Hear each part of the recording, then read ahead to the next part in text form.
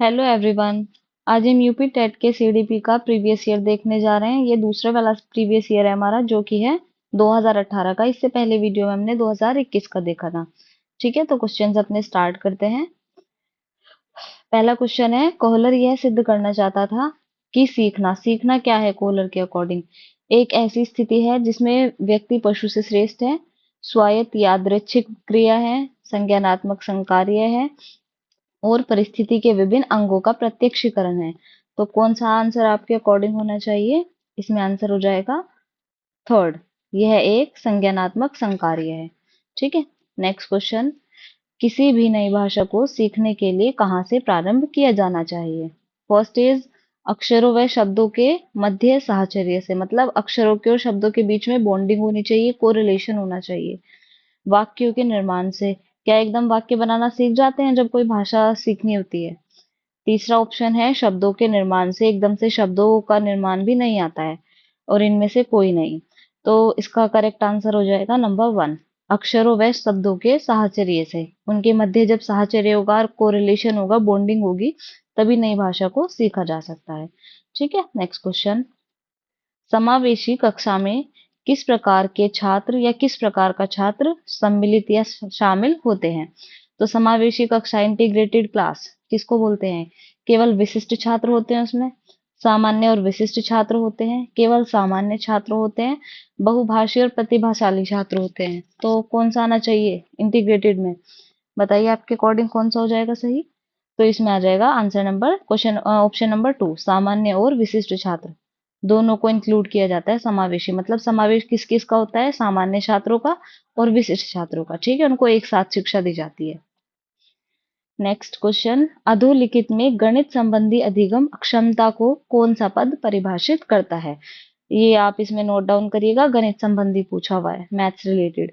नीरसता संबंधी दोष, पठन दोष, गणना दोष, और इनमें से कोई नहीं। तो गणित से रिलेटेड तो इनमें से एक ही है, गणना दोष, क्योंकि सारी कैलकुलेशन हमारी मैथ्स में होती है। नीरस संबंधी दोष मतलब एक तरह से जैसे कोई टीचर सिखा रहा है, उसमें कोई इंटरेस्ट ना हो, मतलब बोर होने लगे पढ़ते पढ़ते बच्चा, तो उसको बोलते हैं नीरसता संबंधी दोष। नेक्स्ट क्वेश्चन है, समावेशीकरण की सफलता के लिए आवश्यक है। ठीक है, क्षमता निर्माण का अभाव, अभिभावकों की भागीदारी का न होना, अलगाव या संवेदनशीलता। कौन सा हो जाएगा आपके अकॉर्डिंग इसका सही आंसर? तो इसमें आ जाएगा संवेदनशीलता, सेंसिटिविटी। ठीक है। क्षमता निर्माण का अभाव, ये नहीं होगा। अभिभावकों की भागीदारी नहीं होगी, क्योंकि समावेशीकरण करना है। तो जब तक बच्चा सेंसिटिव नहीं होगा चीजों को लेके, तब तक वो किसी भी चीज को आत्मसात नहीं कर पाएगा। तीसरा है इसका अलगाव, ये भी ऑप्शन नहीं होगा। नेक्स्ट क्वेश्चन, निम्न में से कौन सा संवेग का तत्व नहीं है? ठीक है, संवेग का तत्व कौन सा नहीं है? व्यवहारात्मक, दैहिक, संज्ञानात्मक और संवेदी। कौन सा आंसर सही हो जाएगा? तो सिक्स का आंसर होगा करेक्ट, संवेदी। ठीक है, option number four is correct answer.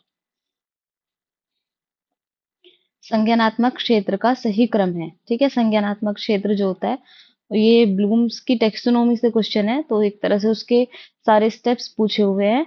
सभी ऑप्शन में अलग अलग स्टेप्स दिए हुए हैं, ऊपर नीचे आगे पीछे करके दे दिया इनको, तो हमें इसको सही क्रम में लगाना है। ठीक है, पहला है ज्ञान, अनुप्रयोग, अवबोध, विश्लेषण, संश्लेषण, मूल्यांकन। दूसरा है मूल्यांकन, इसमें तो मूल्यांकन पहले ही आ गया, तो ये तो बिल्कुल गलत हो जाएगा, मूल्यांकन लास्ट में जाता है। थर्ड ऑप्शन है मूल्यांकन, संश्लेषण, विश्लेषण, अनुप्रयोग, अवबोधन, ज्ञान। इसमें भी देखिए मूल्यांकन पहले दे दिया, तो ऑप्शन गलत हो जाएगा।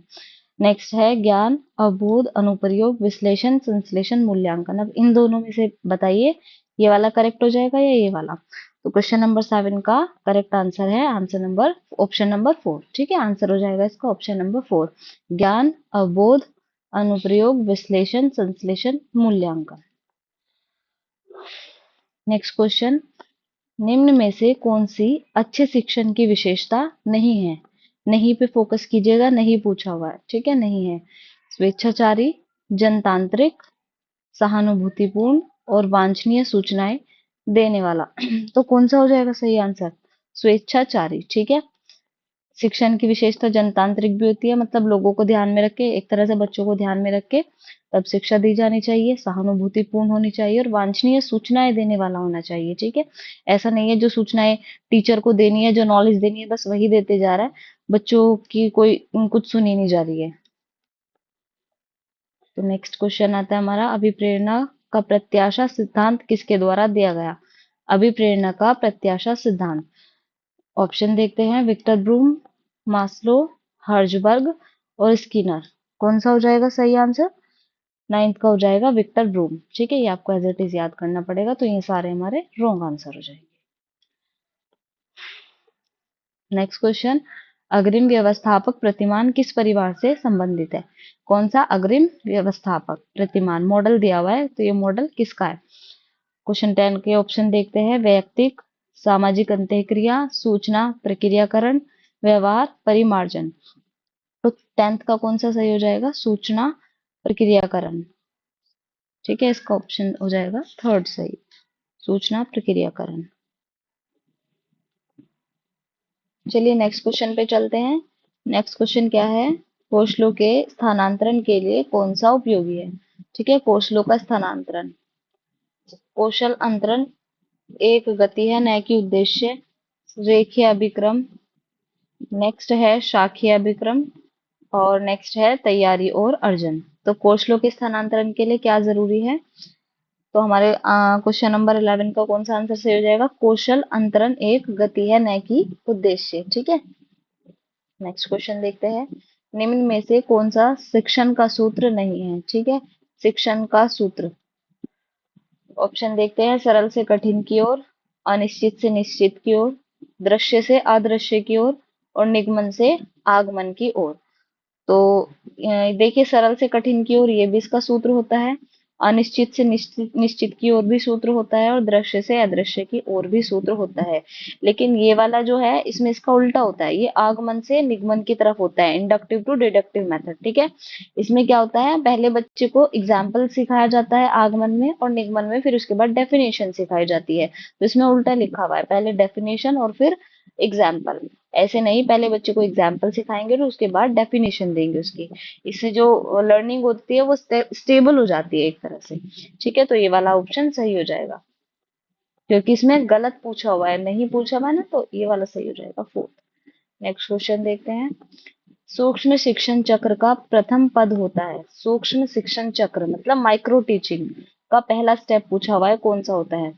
प्रतिपुष्टि, आई थिंक फीडबैक है, शिक्षण, टीचिंग हो गया, योजना बनाना प्लानिंग हो गया, प्रस्तावना। ठीक है, तो इसका कौन सा करेक्ट हो जाएगा? 13 का हो जाएगा। आप बताइए, पहले देखिए, जो फर्स्ट स्टेप है, फीडबैक तो सबसे बाद में लेंगे, टीचिंग भी बीच में स्टार्ट होगी, तो सबसे पहले हम बनाएंगे प्लानिंग। ठीक है, तो करेक्ट आंसर इज प्लानिंग, योजना। थर्ड आपका सही ऑप्शन हो जाएगा। नेक्स्ट क्वेश्चन, निम्न में से कौन सा अवबोध स्तर के शिक्षण में शामिल है? ठीक है, कौन सा अवबोध स्तर में आता है? ये भी ब्लूम की टेक्सोनोमी है, जो उसमें अवबोध स्तर था, उसके अंदर कौन सा आता है, ये पूछा हुआ आपसे। तो 14 का ऑप्शन देखते हैं, 14 के, पृथक्करण, अनुप्रयोग, तुलना और अन्वेषण।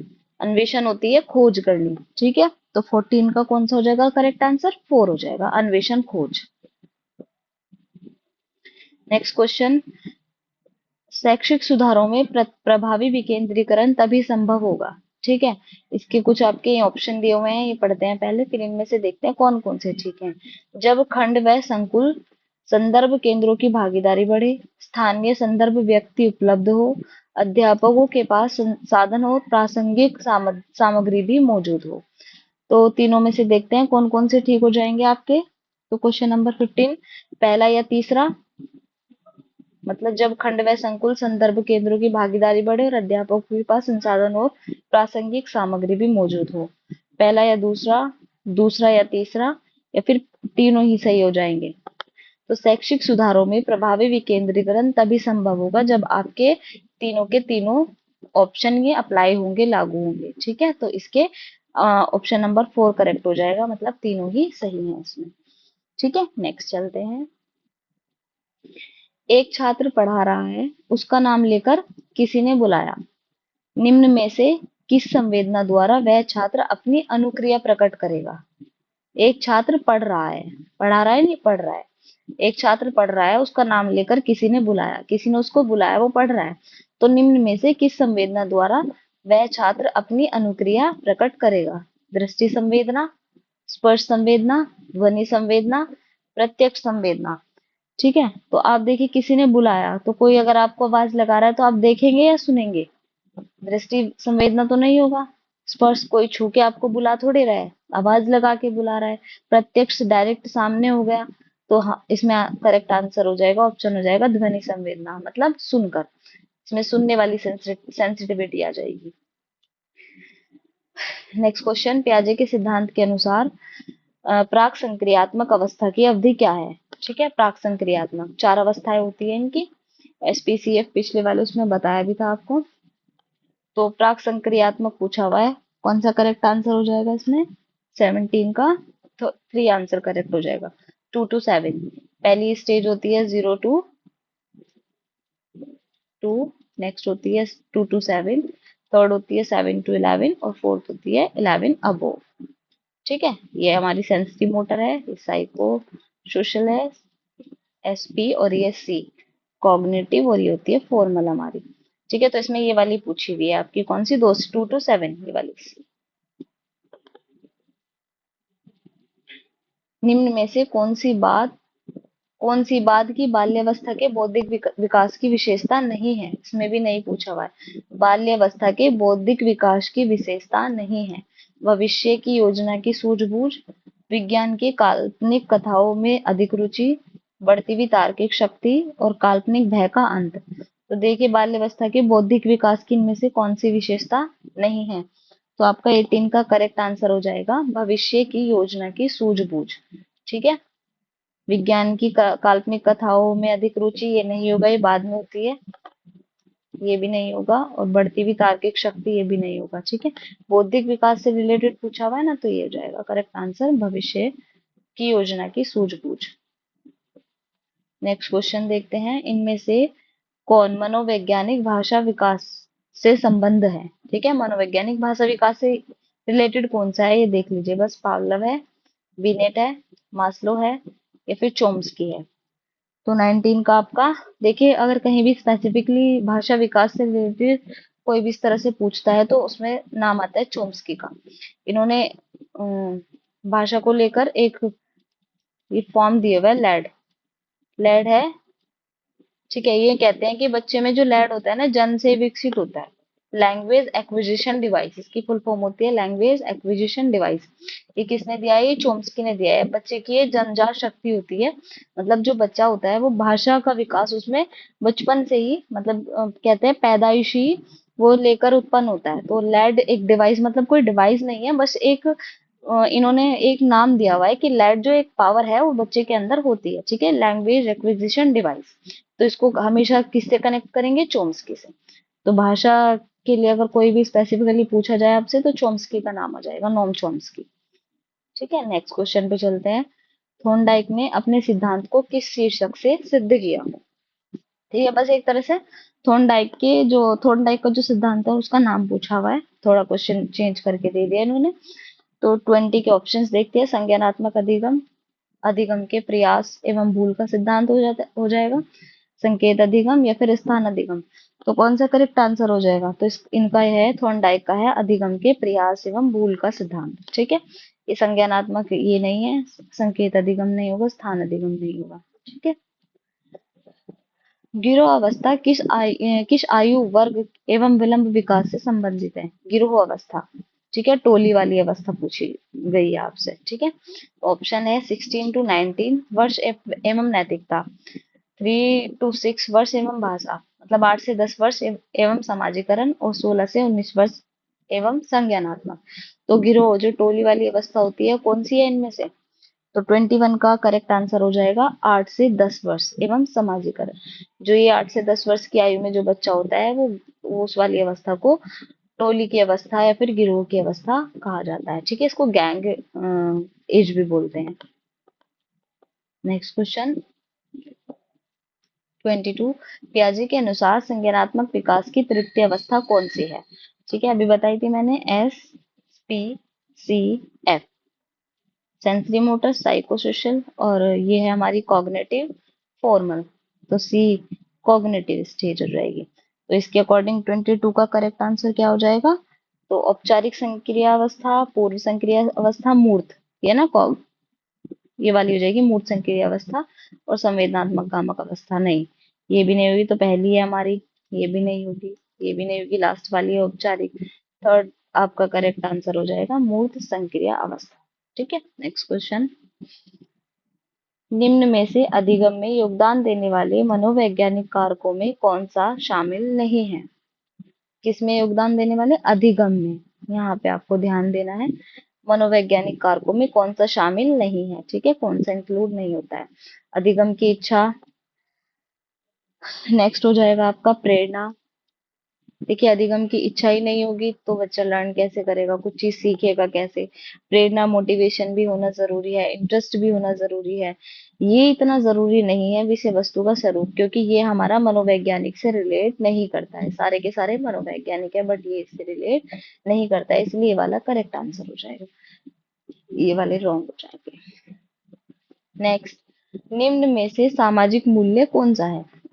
सामाजिक मूल्य, सहायतापरक व्यवहार, प्राथमिक लक्ष्य, मूल प्रवृत्ति, आक्रामकता की आवश्यकता है। तो ऑप्शन देख के ही पता चल रहा है सामाजिक कौन सा हो जाएगा हमारा, 24 का फर्स्ट हो जाएगा। सहायता करेंगे, एक सामाजिक वैल्यू, मतलब सोशल वैल्यू होती है दूसरों की सहायता करनी। नेक्स्ट आता है प्रश्न अन्वेषण तथा साधन साध्य विश्लेषण निम्न में से किसके उदाहरण है? ठीक है, ऑप्शंस देखते हैं, स्वतः शोध, एल्गोरिज्म, मानसिक वृत्ति, और प्रकार्यात्मक स्थिति, स्थिरता। तो 25 का कौन सा करेक्ट आंसर हो जाएगा? स्वतः शोध। ठीक है, अन्वेषण मतलब रिसर्च, तथा साधन साध्य का विश्लेषण निम्न में से किसके उदाहरण है? तो ये तो है सेल्फ रिसर्च, एक तरह से स्वतः शोध। नेक्स्ट क्वेश्चन देखिए, सीखने के वक्र अभ्यास द्वारा सीखने की मात्रा, गति और प्रगति की सीमा को ग्राफ पर प्रदर्शित करते हैं। यह किसने कहा है? कथन पूछा हुआ है, किसने कहा है? तो ऑप्शन देखिए, स्किनर, रॉस, एबिंगहास और ML पिगी। तो 26 का करेक्ट आंसर हो जाएगा हमारा थर्ड, एबिंगहास। ठीक है, ये आपको direct as it is learn करना पड़ेगा। निम्न में से कौन सा थॉर्नडाइक के अधिगम के प्राथमिक नियमों में शामिल नहीं है? फिर से नहीं पे फोकस कीजिएगा, नहीं है। थॉर्नडाइक के अधिगम के प्राथमिक नियमों में शामिल नहीं है। प्राथमिक नियम में इन्होंने 3 नियम दिए हैं, ठीक है, इनके गौण नियम है, अभ्यास का चलो ऑप्शन देखते हैं पहले। साहचर्यात्मक स्थानांतरण का नियम, अभ्यास का नियम, प्रभाव का नियम, तत्परता का नियम। ठीक है, इन्होंने अभ्यास का नियम भी दिया है, तत्परता का नियम भी दिया है, और प्रभाव का नियम भी दिया है। लेकिन साहचर्यात्मक स्थानांतरण का नियम इनके पहले वाले उसमें जो पहले वाला इन्होंने नियम दिया है उसका सब टॉपिक नहीं है। तो 27 का फर्स्ट आपका करेक्ट हो जाएगा, क्योंकि ये वाला नहीं है। ठीक है, बाकी के ये रॉन्ग हो जाएंगे ऑप्शन। ओके, नेक्स्ट क्वेश्चन पे चलते हैं। 28, अनुकूलित अनुक्रिया सिद्धांत किसके अनुकूलन पर बल देता है? अनुकूलित अनुक्रिया सिद्धांत, तर्क, व्यवहार, चिंतन या अभिप्रेरणा। तो किसके अनुकूलन पर बल देता है ये? तो 28 का आपका हो जाएगा 2, व्यवहार। ठीक है, ये वाले ऑप्शन आपके रॉन्ग हो जाएंगे। नेक्स्ट क्वेश्चन 28, क्रिया प्रसूत अनुबंधन का दूसरा नाम है? क्रिया प्रसूत अनुबंधन का दूसरा नाम, ठीक है, ये इसका दूसरा नाम देखते हैं, समीपस्थ अनुबंधन, नैमित्तिक अनुबंधन, प्राचीन अनुबंधन और चिन्ह अनुबंधन। तो 29 का करेक्ट आंसर क्या हो जाएगा? नैमित्तिक अनुबंधन। इसका दूसरा नाम क्या है? नैमित्तिक अनुबंधन, क्रिया प्रसूत अनुबंधन का सिद्धांत। नेक्स्ट और लास्ट क्वेश्चन आपका CDP का, निम्न में से कौन सी अधिगम की एक विशेषता नहीं है? नहीं है, ठीक है, नहीं पे फोकस कीजिएगा। अधिगम का अवलोकन प्रत्यक्ष रूप से किया जा सकता है, अधिगम व्यवहार में अपेक्षाकृत स्थायी परिवर्तन है, अधिगम प्राणी की अभिवृद्धि है, और अधिगम एक लक्ष्योन्मुखी प्रक्रिया है। ठीक है, ये भी ठीक है, अधिगम व्यवहार में अपेक्षाकृत स्थायी परिवर्तन है। ठीक है, अधिगम हो जाएगा, जो जब कुछ चीजें सीख जाते हैं तो व्यवहार में चेंजेस आना एक नॉर्मल सी चीज होती है। अधिगम प्राणी की अभिवृद्धि है, लर्निंग होगी तो उसका ग्रोथ और डेवलपमेंट दोनों देखे जाते हैं। अधिगम एक लक्ष्योन्मुख प्रक्रिया है, ये भी ठीक है। तो इसका करेक्ट आंसर कौन सा हो जाएगा, मतलब जो गलत है वही सही होगा। अधिगम का अवलोकन प्रत्यक्ष रूप से किया जा सकता है जबकि नहीं किया जा सकता, तो ये वाला करेक्ट हो जाएगा। ये गलत हो जाएंगे क्योंकि इसमें नहीं पूछा हुआ है, ठीक है ना। तो आज भी हमने इस सेशन में 30 क्वेश्चन सीडीपी के कंप्लीट कर लिए हैं। ये था हमारा प्रीवियस ईयर 2018 का। तो इसमें से ये तो प्रीवियस ईयर है, वैसे तो ये क्वेश्चन सभी को आते होंगे, पर फिर भी कुछ ना कुछ गलत हो जाते हैं, तो कमेंट करके जरूर बताइएगा किसके कितने सही हुए हैं, ठीक है। अब नेक्स्ट प्रैक्टिस सेट के साथ हम अगली वीडियो में मिलेंगे। Thank you so much.